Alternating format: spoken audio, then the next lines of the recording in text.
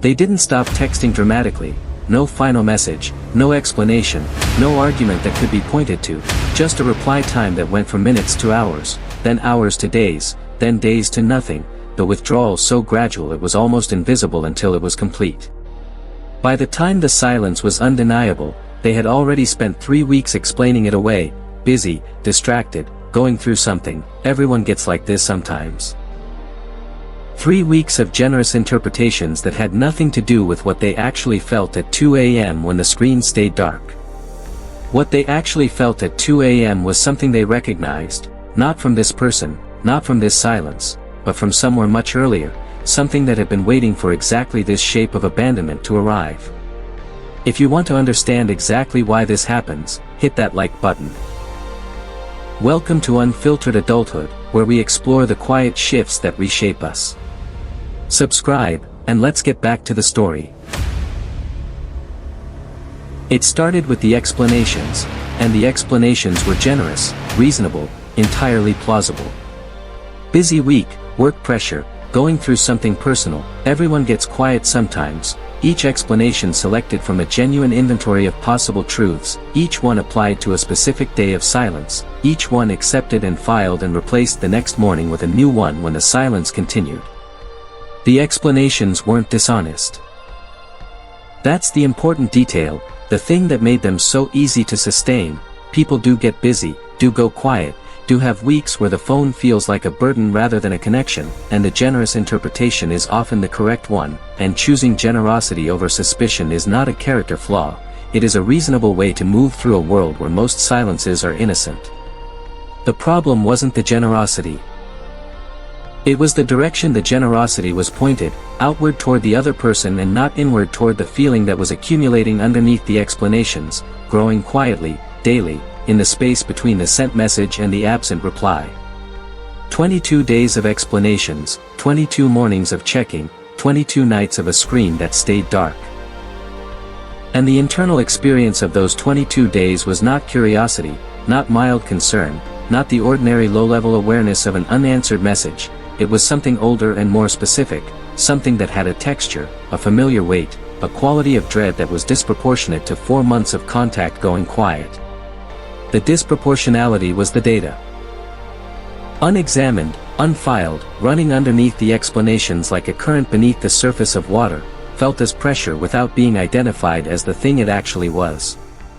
3 messages sent across those 22 days, each one lighter than the last, each one engineered to be easier to reply to than the previous, each one a smaller and smaller ask, a door held progressively more ajar until the door was barely cracked.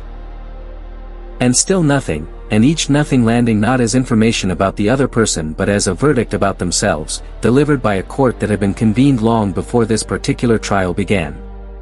They weren't reading the silence, they were reading an old file, accessing a stored conclusion, receiving a confirmation of something that had been decided before this person had ever sent them a first message.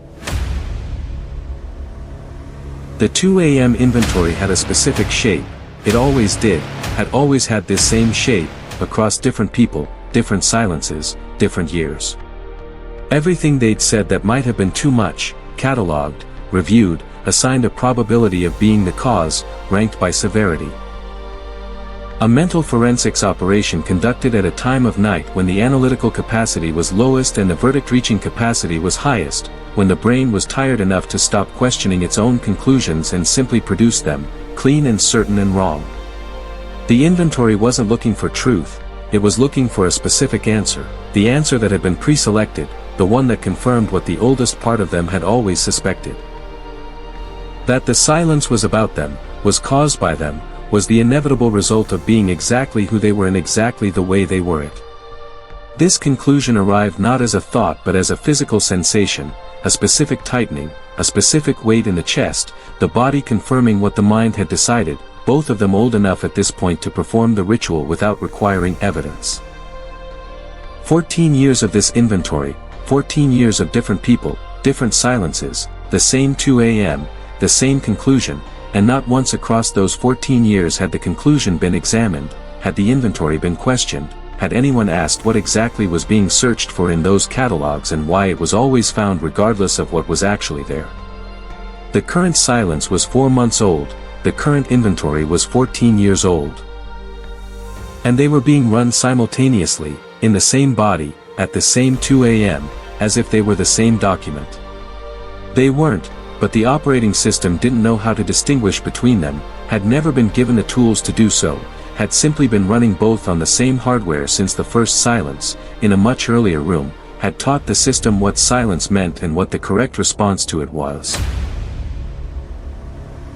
The shift didn't begin with the other person, they never replied, that part of the story didn't change. It began with a question that arrived without invitation on a Thursday afternoon, not at 2 a.m., in daylight, without the particular vulnerability of exhaustion.